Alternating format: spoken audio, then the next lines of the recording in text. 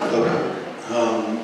Rad bi začel z nekim kratkim komentarjem ali plakat.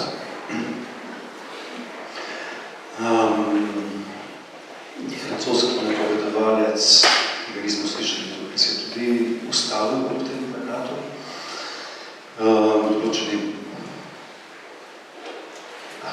problematičnosti ali vprašanja, ki ga ta plakat zastavlja, namreč kam je izginil Balkan.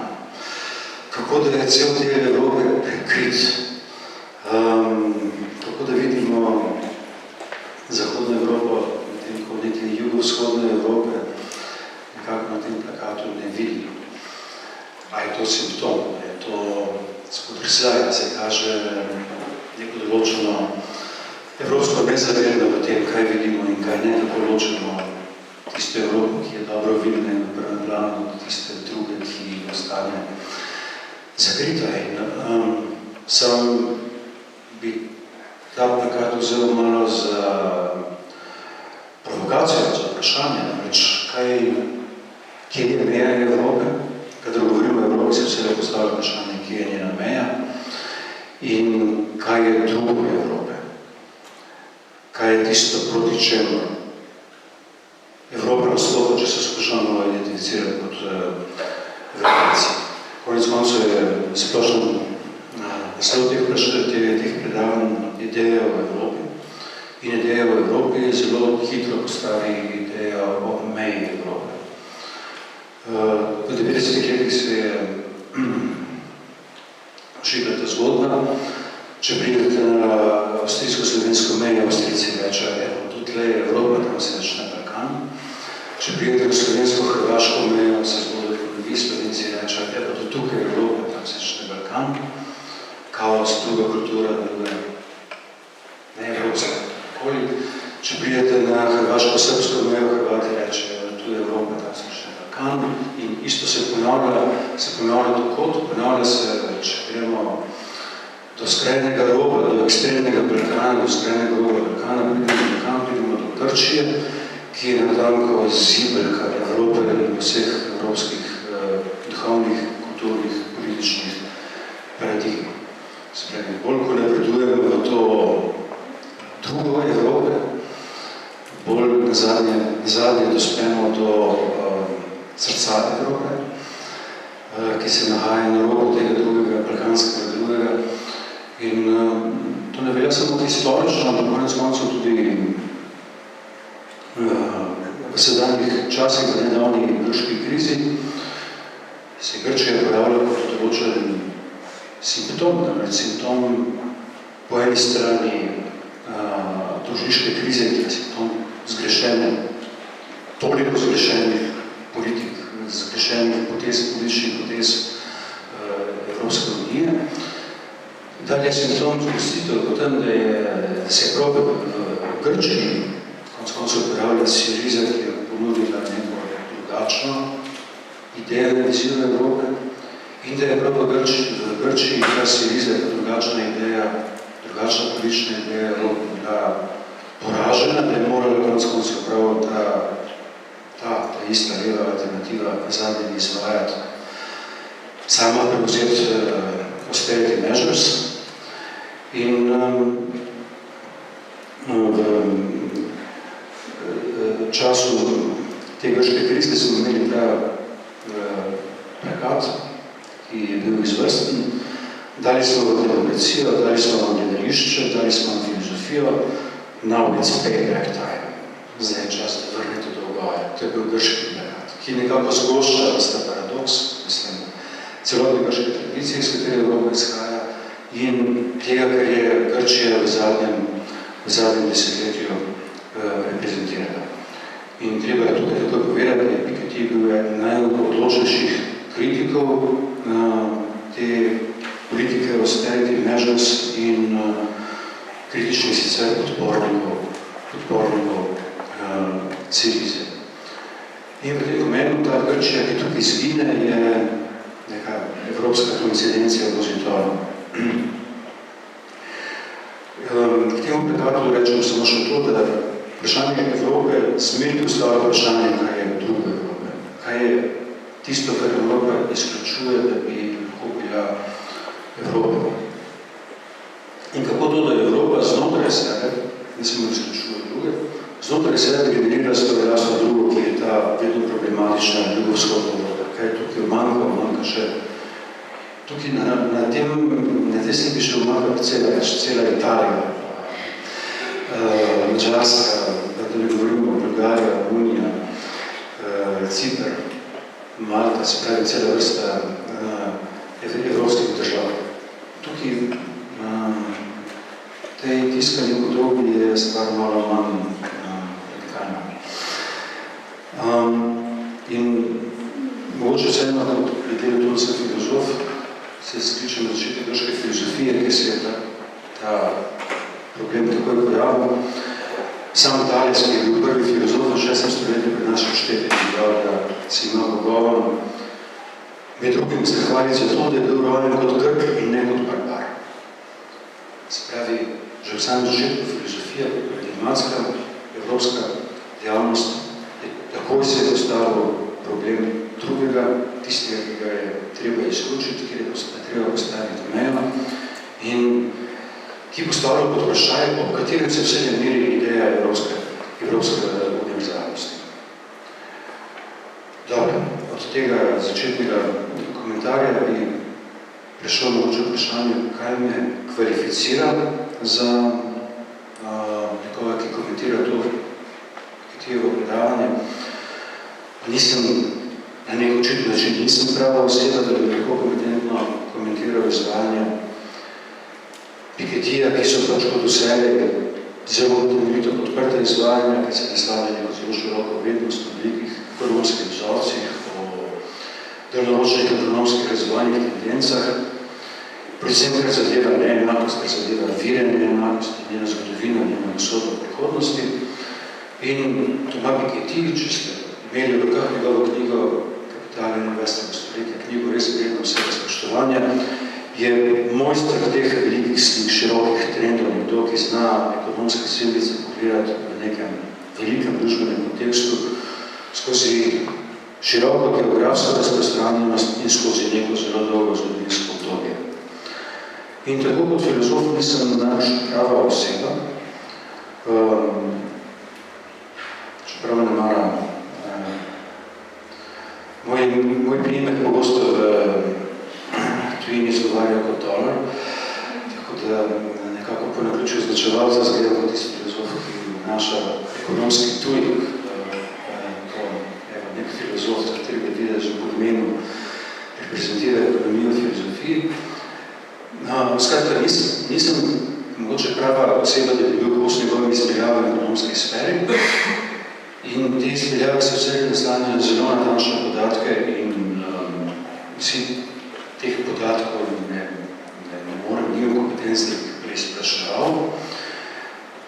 Piketij dejansko vedno postreže s podatki, ki so temeljijo na zelo obsežnih podatkovnih bazah in ki so zelo kredibilni. In to je en vir velikega očakovanja Piketija.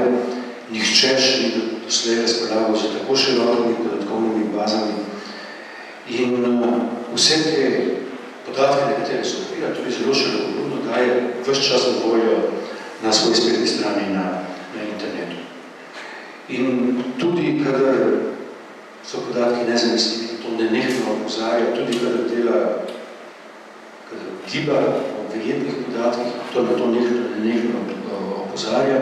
In te podatkovne baze nenehno nadgrajujejo, kot pravi tudi v tem predavanju zdaj z drugimi regijami, ki v knjigi niso bile reprezentirane.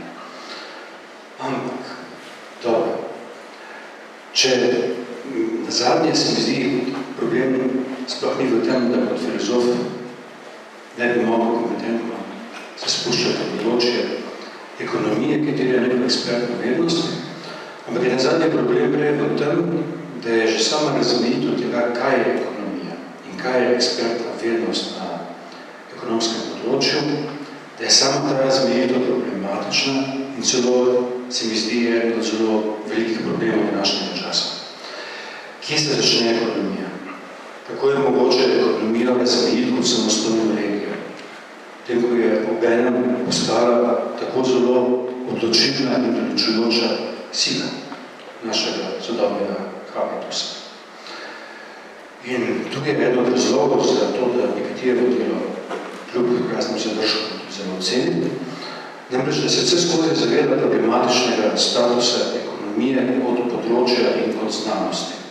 In tukaj vajame citati, zaključka te njegove velike knjige, pravi, ne bi bilo dovoljeno, da za konec povem nekaj besed o ekonomiji in družbenih vedah, to je science sociale, družbenih znanostih. Kot se pomeni že v uvodu, se ekonomijo predstavljamo le v vlogi poddiscipline družbenih ved, med katere se padajo tudi zgodovina, sociologija, antropologija, politične vede in še toliko drugih. Človek pa tudi filozofija. Torej, izraz ekonomska veda, ekonomska znanost mi ni posebno všeč, zdi se mi obupno prevzeti, arogant. In pri tem izglediti v tiste ekonomije dosega nekako višjo specifično znanstvenost, kakršne druge družbene vede nimajo. Seveda, ekonomiji, če odprete ekonomske učbenike, so vedno hard facts, statistike, formule, grafikoni, vse videti kot zelo znanstveno, vse zgleda zelo znanstveno. Veliko ljubši mi izraz politična ekonomija, tem se bom ustavil. Morda je nekoliko staromoden, vendar pa nazorno izrazi po mojem edino pravo sprejemljivo posebnost ekonomije v primerjavi z drugimi družbenimi vedami, njen politični, normativni in moralni domet. Evo to citat iz Piketija, strana 742, knjiga je debela. Skratka, ena njegovih osnovnih tez, ki se treče od začetka do konca, je to, da ekonomija ne more stati sama zase, niti sama zase pojasniti ekonomskih procesov. In tudi na samem začetku vztraja kritiki ekonomskega determinizma, tako seže ekonomski determinizem, da še en citat, Tina Strnjeho. Podvomiti moramo o primernosti slehrnega ekonomskega determinizma, zgodovina razporeditve bogatstva je še vedno v temelju zaznamovana s politiko in je ne moramo preostaviti zgolj ekonomske mehanizme. Zlasti zmanjšanje neenakosti, ki so v razvitih državah zaznali v 20. stoletju, je bilo predvsem posledica vojn in političnih ukrepov, ki so sledili te pretresom. Prav tako je vnovično povečanje neenakosti od 70 let naprej, večje je posledica političnih prevratov v zadnjih desetletjih, večinoma na davčnem in finančnem področju. Zapravi, tukaj poglavitni problem njegove knjige, pojasnjevanje ekonomske neenakosti, njena zgodovina in trendi skozi dolgo obdobje, skozi zadnja stoletja, ampak prav te centralne teme se je nemogoče lotiti samo z ekonomskimi sredstvi, ker je v zadnji instanci, tega se zelo dobro zaveda, problem politični. Politični problem, kaj je to ekonomija, kje se začne, kje jo razvijiti in kaj lahko ekonomija determinira. In tudi pričujočo predavanje, v Piketiji izhaja najprej iz tega, da je Evropa, kar se tiče neenakosti, še vedno na boljšem od drugi deli sveta, vsaj za zdaj in denara vrljivo. Trendi se spreminjajo, trendi se alarmantno spreminjajo in ob tem takoj opozori, da zmanjšanje neenakosti, ki smo bili deleženi nekako recimo od 30 let pa tja do 1980-70, nikakor ni bilo rezultat kakega zavestnega načrta, premišljenega plana, teženja socialne pravičnosti, ampak nasprotno je bilo rezultat predvsem teh svetovnih vojn, kaosa, ki ste ga povzročili in ukrepov za odpravo tega kaosa. Pravi, razlike med premoženjem najbogatejših in najrevnejših so se tedaj močno zmanjšale in paradoksno, šele vojne so pripravile kapitalizem do nekega socialno pravičnejšega obnašanja. In nadaljnji paradoks, obdobja, ko so se neenakosti dejansko manjšale, so bila v enem obdobju največjega razmaha in rasti kapitalizma. Po drugi strani pa tudi povečanje neenakosti, še večja koncentracija premoženja v zadnjih desetletjih, niso rezultat nekih samodelnih ekonomskih silnic, ampak prav tako stvar serije političnih odločitev. Torej, politične odločitve za priseganje na trg, na tržne mehanizme, na umik države, na globalizacijo, na deregulacijo, na privatizacijo, zapravi vse te odločitve, ki z eno besedo nosijo pečat neoliberalizma, in ki so jih v 80 letih ste Terešega in Vini Ronda Vrebene in Margaret Thatcher. In predavno tudi opominja na to, kako se je Evropska unija ob svojem nastanku veliko bolj pragmatično in nespoštljivo obnašala do teh znamenitih tržnih zakonitosti, njih je mala za brezprizivno vodilo, če tudi je v začetku šlo predvsem za evropsko gospodarsko skupnost in kako je takrat šlo za politično odločitve o tem, kaj da je gospodarska skupnost, ki se je ravno do teh avtonomnih tržnih zakonov pripravljena obnašati veliko bolj svobodno, politično svobodno. In kako se je dalje takrat, recimo v Nemčiji, ki je spostavila Londonsko konferenco v 1953, velikodušno napisala restrukturirano dolgove, odložila dolgove, da se ne bi sinovi odložili dolgove svojih očetov in kako tega nikakor niso bili pripravljeni storiti 60 let kasneje za Grčijo, zlasti Nemčija ni bila pripravljena storiti, kjer je šlo za politično odločitev. Za politično odločitev o določenem ponižanju sili, za zatrtjo določene leve nevarnosti, nikakor ne zato, ker bi bilo ekonomsko smotrno in na dolgi rok ekonomsko koristno. In splošno, pravi Piketty, je to kratki citat, zgodovina dohodkov in premoženja vedno globoko zavezana s politiko in je kaotična in nepredvidljiva. Odvisna od formalne enakosti v neki družbi ter od politike in ustanov, s katerimi jih tako jih spremeni. Skratka, to je ta paradoks, ekonomija nikakor ni znanost, ki bi mogla predvideti trende, zato ker je njen predmet kaotičen in nepredvidljiv, odvisno od popolnoma drugih historičnih okoliščin in pravzaprav malo osupljivo, da avtor v svojem predmetu pravi, da je pač nazadnje kaotičen in nepredvidljiv. In tudi za prihodnost pravi, to je na isti strani, nihče ne more vedeti, kako bo v prihajajočih desetletjih se razpravljitvijo premoženja z gibanjem enakosti in neenakosti. Se pravi, sam postavlja ekonomijo v območje znanosti o kaosu. Tako kot je na določen način znanost o kaosu tudi zgodovina. Ne moramo predvideti trend pokvet. Kakšen odvisno vsekakor od določenih političnih odločitev, ampak to, da je znanost o kaosu, vsekakor ni razlog, da bi tega definirali. Skratka, s Pikettyjem se može strinjati glede tega, če govorimo o ekonomiji, vse govorimo o politični ekonomiji. In ker govorimo o politični ekonomiji, je tudi izhodišče političnih predlogov, političnih posegov, ki bi lahko stanje preusmerili, izboljšali, nikoli samo ekonomskih ukrepov. Vsi njegovi predlogi ne zvenijo še tako utopično, so inherentno politični predlogi. In limitacije njihove resničljivosti so naše lastne politične, kolektivne politične limitacije. Prav tisti predlogi, ki jih daje na koncu, v osnovi izvedejo na univerzalno progresivno obdavčanje, so videti zdravo razumsko očitni predlogi, ki bomo sprejeti, da bi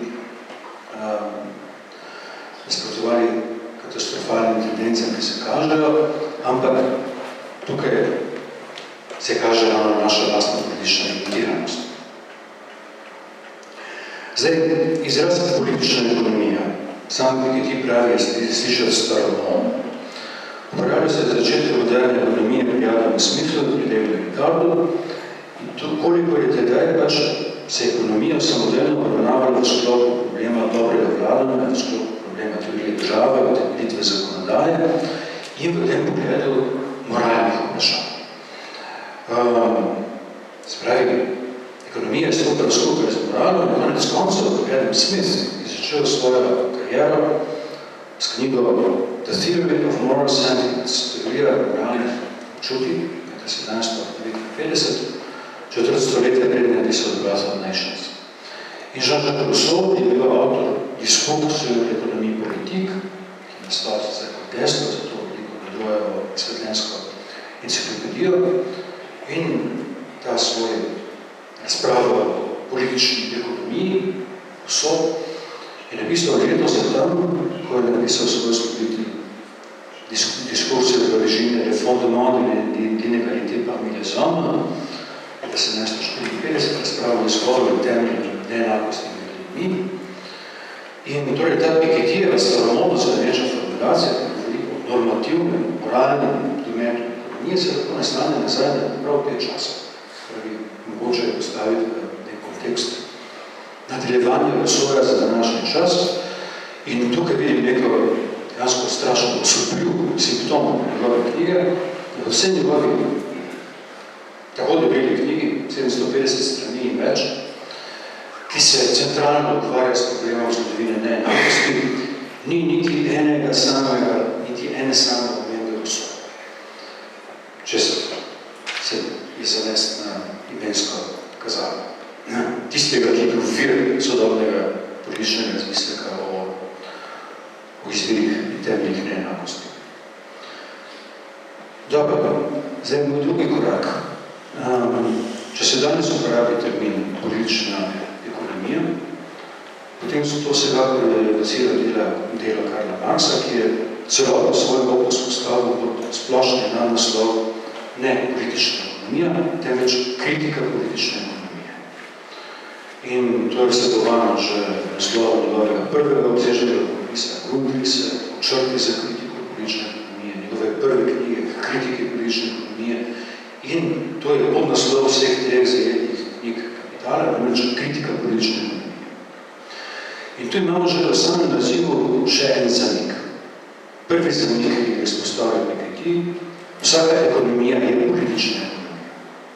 Drugi zamik, ki ga izpostavlja Marx, ni dovolj politična ekonomija, ki postavlja ekonomijo njene politične pogoje, temveč kritika politične ekonomije, ki postavlja pod vprašaj ne le domnevna avtonomija ekonomije, temveč tudi same njene pogoje, tisti politični okvir, ki omogoča lastniki ohranjanje, perpetuiranje te in takšne ekonomije.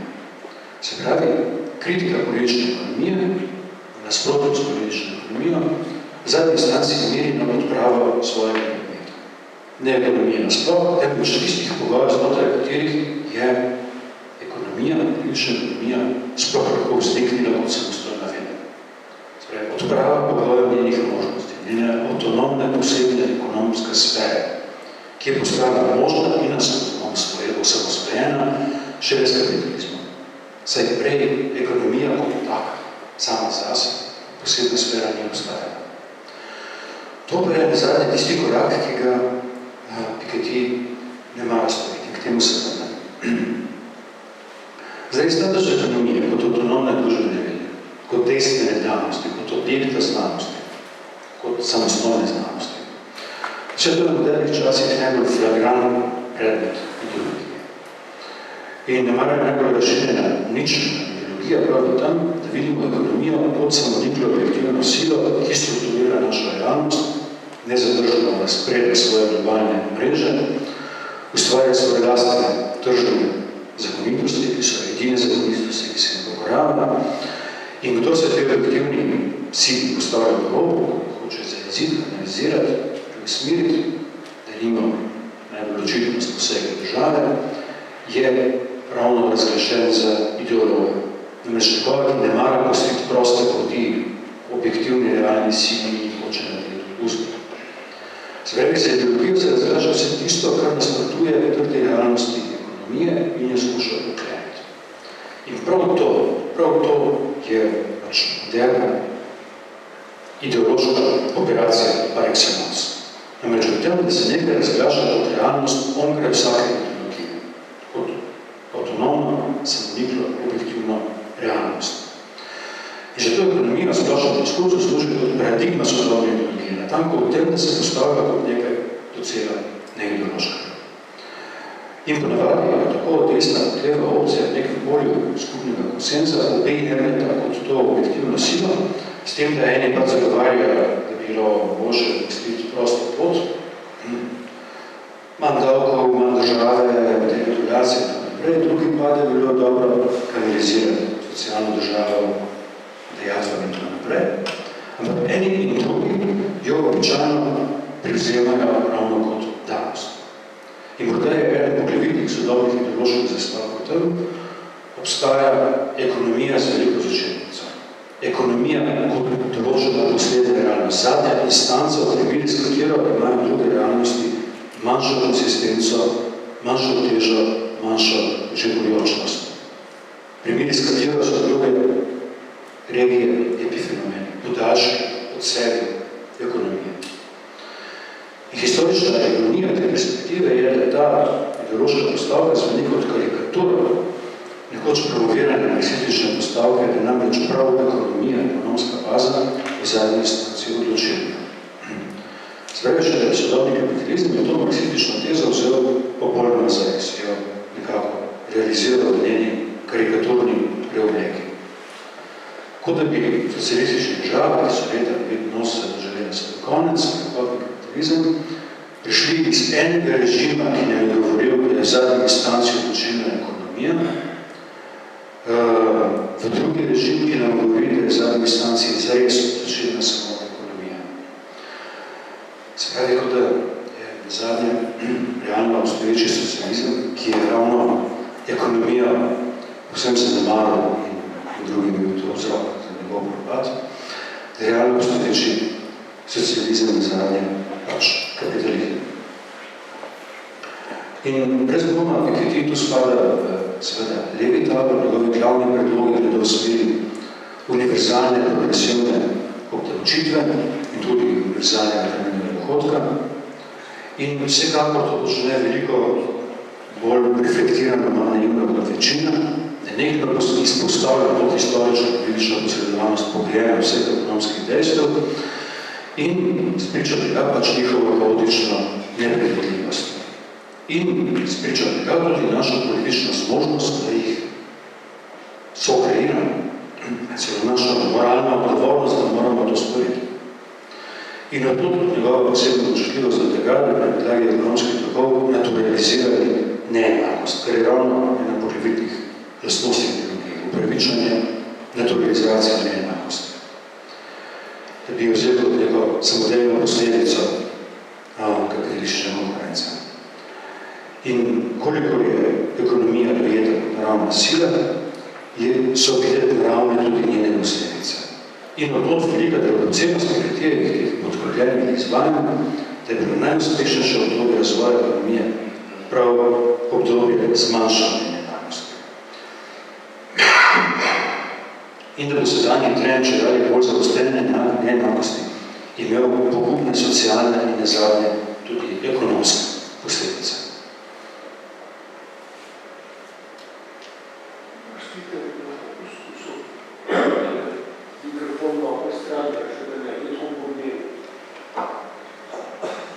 Ni preveč, jaz sem imel občutka, koliko se slišamo že tako, je boljše.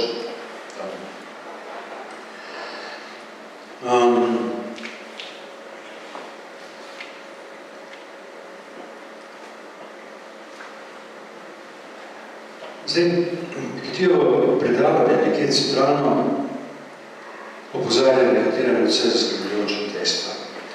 Evropa pravi, je za zdaj še vedno otok vrljive enakosti v razporeditvi premoženja in dohodkov. Historično to nikakor ni bila, še tja do prve svetovne vojne je vladala enormna neenakost. In takšen njen status je rezultat neplana, neke premišljene politike, dobrih namenov, ampak pač historičnih kontingenc vojn, povojnega razvoja pretresov. Obenem je zdaj trenutek, kako takšen status, takšno politiko Evropa masivno opušča in nek centralni, najbolj zaskrbljujoče dejstvo je, da mora o tem nekaj opozarjati, da je Evropa generator tega nasprotnega trenda, tako da osupljivo Trump z nedavnimi davčnimi reformami sledi zapljazan, tako rekoč, evropskimi trendi.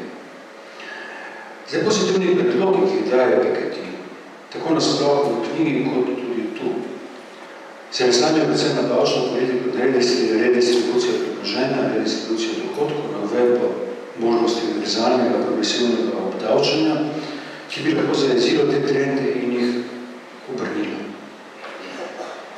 progresivno obdavčenje bi moralo načeloma biti globalno, če ne bi zares učinkovalo, saj se bo sicer kapital prelival v davčno ugodnejša okolje. Kot se že zdaj masovno preliva v davčne oaze, eno najočitnejših sramot sodobne ekonomije, nebopijočo anomalijo, ki je vse vlade ekonomsko najmočnejših držav niso sposobni pripravljeni odpraviti.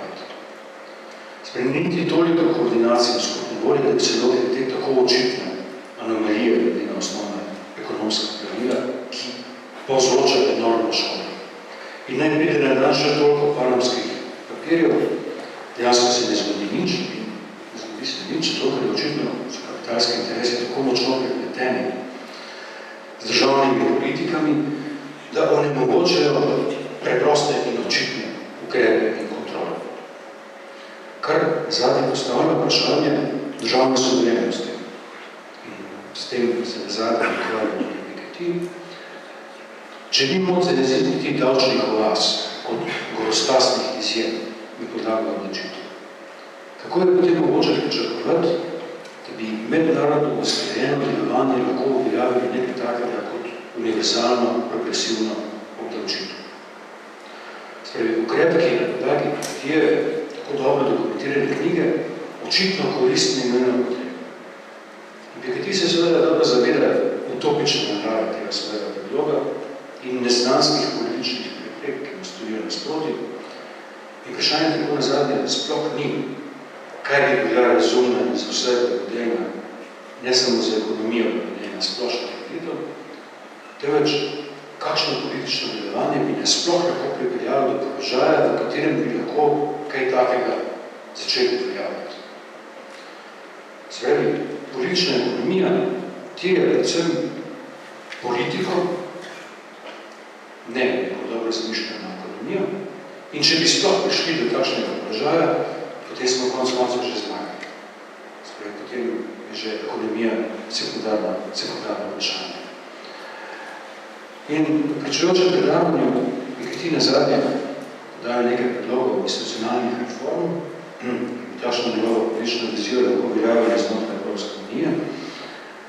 In če ne zares znotraj EU, potem vsaj znotraj držav, ki bi se za takšno potrezo odločile, spravi, rabili bi neko odločevalno telo, ki bi lahko sprejelo takšne odločitve. Njegov tukajšnji predlog je torej v ambiciji bolj skromen kot finale njegove knjige in kot bolj skromen, kot nemara bolj realističen, pa vendar. Spravi, problem, ki je tukaj postavil, je sam Evropski parlament, ki v razmerju do Evropske držav deluje kot neka potujena institucija, kot osovražen Bruselj, ki posameznim suverenim državam omejuje njihovo suverenost, nalaga nepopularne ukrepe, ki krotijo njihov spontani egoizem, in suverenost je pač najpogosteje drugo ime za egoizem. In temu bi lahko odpomogli tako, da bi področne ključev, pač poslanci nacionalnih parlamentov, bili obenem evropski poslanci, tako da bi morali zastopati dvojno suverenost vlastnih držav in suverenost Evropske skupnosti in njene skupne politike. Ne bi mogli več izigravati enega proti drugemu, svoj posebni interes bi morali neposredno usklajevati splošnim interesom. Zdaj, je ta predlog, ki je dal na koncu pripričan in pomeni preobrat. Je videti enako ali kaj manj utopično kot spostavitev mednarodnega telesa, ki bi uveljavljalo vse splošno zakonodajo progresivnega obdavčenja. In ne vem, kar se meni tiče, lahko rečem, good luck. Dobro je, da se postavljajo predlogi institucionalnih reform, zdaj se mi dobro, da se konkretno razmišljajo v smeri večje evropske integracije in nekako ne spada med tudi tisti del levice, ki goji euroskepticizem in Evropa enačuje z nekim kapitalskim oblavom. In v Evropi pač še vedno vidim veliki in inspirativni politični projekt, ki se mu v današnjih časih nikakor ne mogoče odrekati. Evropa kot paradigmo, nasproti paradigmo, ki predstavlja recimo Amerika in Kitajska, ampak zagotovo tudi kot projekt, ki je v veliki krizi in nemara Pikettyjeva razmišljanja tu ne sežejo dovolj daleč. Če tudi jih lahko kot neke konkretne predloge, ali posamezne ukrepe, lahko podpiram. In osnovno Pikettyjevo stališče je na njegovi knjigi postavljeno odkrito in naravnost. Tukaj citiram tudi začetka iz uvoda.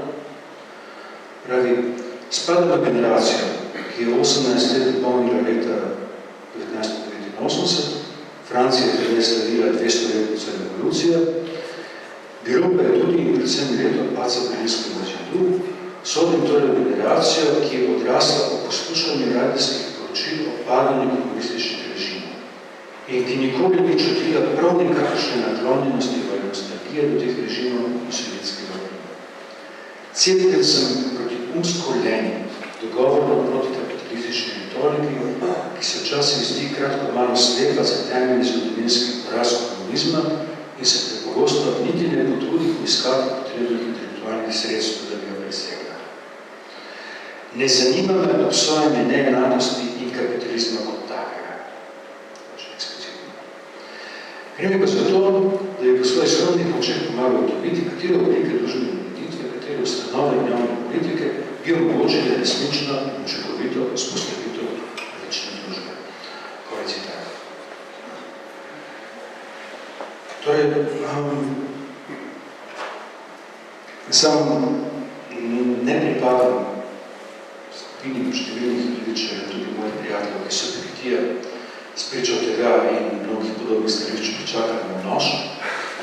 Imam nekako veliko spoštovanje njegovega dela, ki je pač enormno, ambiciozno, potezno, koristno. In vsekakor se mi upira ta levičarski refleks, ki bi najprej sektaško najbolj udaril po tistih, ki so politično blizu. In ker sem 20 let starejši od Pikettyja, imam tudi drugačno izkušnjo in dobro pomnim bratomorne vojne levičarskih skupin, ki so vzajemno pripomogli k vzajemnemu iztrebljanju in propadu leve opcije. In tako se mi zdi stave, ne zanima me obsojanje kapitalizma kot takega, celo osvežujoč. Se mi zdi odkriti bolj pošteno tisti, ki so pripravljeni na hitro in radikalno retoriko, ki pač razen neke retorične resne večinoma ne pomeni vrednosti. In imam tudi simpatije do kritike umsko-lene protikapitalistične retorike. Ampak kljub temu to stališče predstavlja nek problem. Paradoks predstavlja neko odločeno optiko, namreč samoumevno predstavi neko odločeno alternativo. Bodi si nasedemo preteklim zablodam propadlih komunističnih držav, bodi si sprejmemo kapitalizem kot pač edino realnost, znotraj katere je mogoče poskrbeti za njeno boljšo vrnjenje, torej za odpravo njenih anomalij. In če so pretekle komunistične režime obsoja kot utopične in so to propadle, pa se kot alternativa ponuja nekaj, kar ne mara v zadnji instanci, tako kot formulira Piketty, ni nič manj utopično. Namreč kapitalizem brez krivic in anomalij. Kar seveda ne pomeni, da se ni potrebno vedno boriti proti anomalijam za najrazličnimi sredstvi, izključno za temi institucionalnimi reformami Evropske unije, temveč da nekaj narobe samim horizontom, ki je skozi zadnje stoletja nenehno strukturni nujnosti proizvaja anomalije in jih proizvaja čedalje večje. In to ta paradoks, ki ga je nekoč na enem stavku postavil Frederick Jameson, da si namreč lažje zamisliti konec sveta in apokaliptične vizije, se ga kar naprej zlahka zamišljajo, kot pa konec kapitalizma. In tako da je ta slednji videti večni in neodpravljiv, svet pa je primeril z njim krhek in miljen. Ne zanima me obsojanje neenakosti kot take, pravi Piketty. In nadaljuje sploh, ker družbena neenakost ni težava samo po sebi, še je le pravičena. To je utemeljena in splošno koristna. Spravi, hoteli bi ena neenakost, ki bi bila utemeljena in bi bila uspešna. Družbeno pravična in koristna neenakost. Zdaj, če je enakost, egalitarizem videti kot utopični projekt, potem nemara ne zveni nič manj utopično, če rečemo pravična neenakost. In predvsem tu je uskrbilo, da Piketty v meni trenutku ne omeni Rousseauja in njegovega razmisleka o vidih neenakosti in ljudmi. In seveda simpatiziram z mnogimi Pikettyjevimi političnimi angažmanji, z reformnimi predlogi, z njegovo zelo ostro kritiko pogubnih austerity measures, s podporo Syrizi, s podporo Jeremiah Corbyna, s podporo obnovljega Mamona v Franciji, podporo zadnjim temeljnim dogodkom. Ampak v zadnje se je postavilo neko zelo temeljno vprašanje, neka osnovna dilema, ki predstavlja sedanjo zagato levice. Namreč, leta 1899 je Rosa Luxemburg napisala tekst Socialna reforma ali revolucija. In nekajkrat, je bilo to sploh angliška prevoda, se smo francosko predavno poslušali omenili Luxemburg kot angliški prevoda, mislim, sam omenili Luxemburg kot to malo problematično davčno oazo srednje Evrope, iz katere ne nazadnje izhaja predsednik Evropske komisije.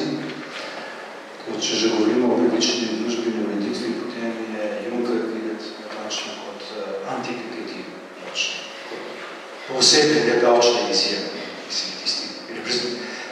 Davčna izjema, ki reprezentira Evropsko univerzalno stravo. To je Juncker.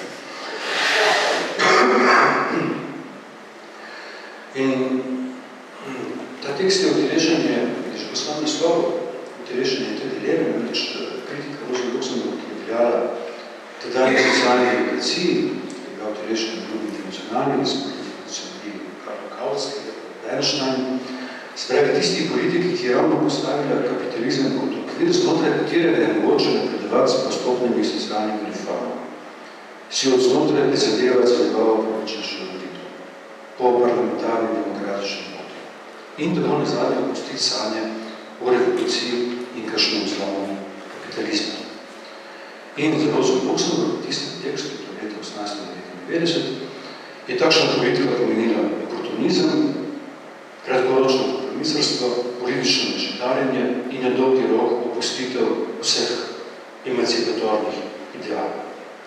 Prilagajanje opresivnim razmeram, iskanje možnosti znotraj močno strženih možnosti, ki so bile na desetine na voljo. Leta 1899, 18 let pred rusko revolucijo, ki jo je notabene ta ista Rosa Luxemburg kritizirala z zelo ostrimi besedami in nazadnje je bila tudi sama umorjena sredi nemške revolucije. Ampak tega ne govorim zaradi kakšnega spravljanja ali ikoniziranja Rosa Luxemburg, temveč prej v neki težavni premislek te dileme, te skoraj nerazrešljive zagate, ker videli, da smo v nekem nemogočem recept, da izgubimo nekaj, za karkoli se odločimo. Iz tega naslova, kaj je boljše, socialna reforma ali revolucija. In nekako bi skornika, da bi rekel v tistem slavnem delu, obe sta slabši. In najprej tole. Če se je Rosa Luxemburg še kazala dilema med socialno reformo, torej socialno demokracijo in revolucijo, potem smo danes že kar precej slabši. Ne le, da ni videti kakšne konkretne revolucije, še veliko huje, kje je kakšna socialna demokracija, da bi jo lahko sploh postavili v alternativo. In skoraj bi se človek želel nazaj Bernsteina, ki je veljal za zgled vizualizma, oportunizma, takrat še ni bilo videti, kaj nas še vse lahko čaka.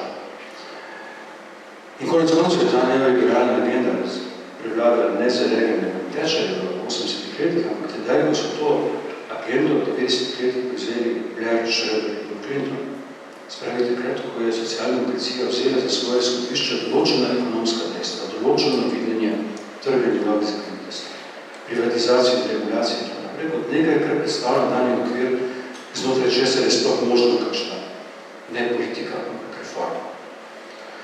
Spravi, trenutku, ko je levica postala desnica z malo bolj človeškim obrazom, ko je manjkala ne samo radikalna revolucionarna alternativa, ampak celo reformistična alternativa.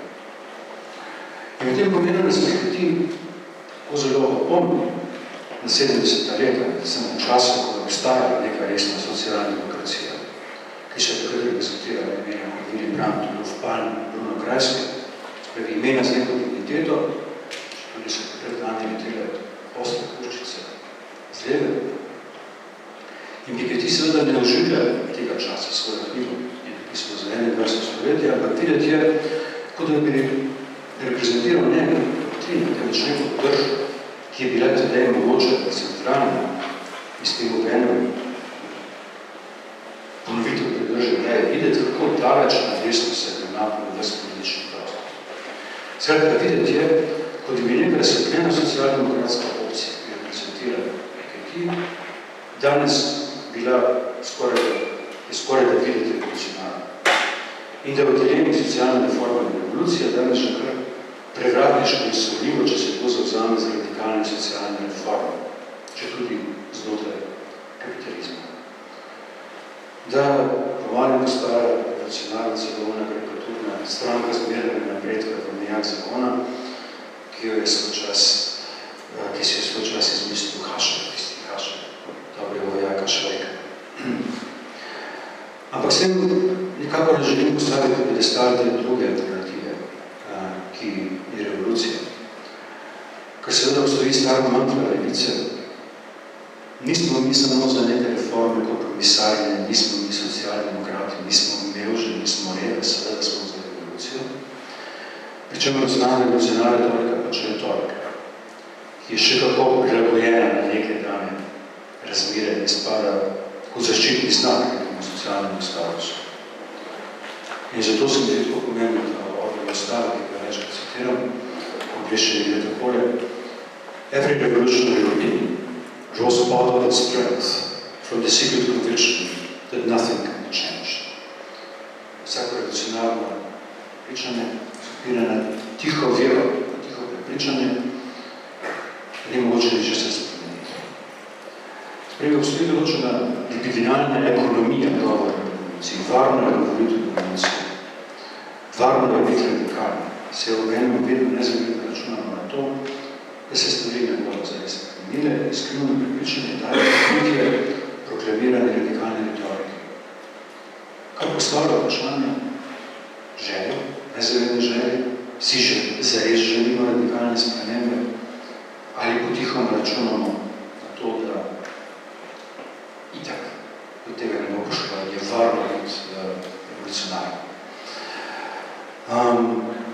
In varno postavljati radikalne zahteve, sem že naprej potihem vemo, da ne bomo sprejeti, da bomo potem imeli ribi, položaj določene vedne duše, ki je storila svoje z radikalnimi zahtevami, pa pomazani svet in govori o tega sprejeti.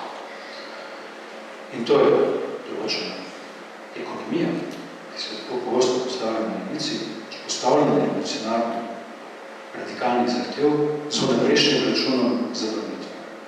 In ki je mogoče nepodobni položaj žrtve, ki je noče uslišati in zato ni treba prevzeti ležaj lastne krivde in si masati roko. In tako po svojem ni nič lažjega kot biti za revolucijo.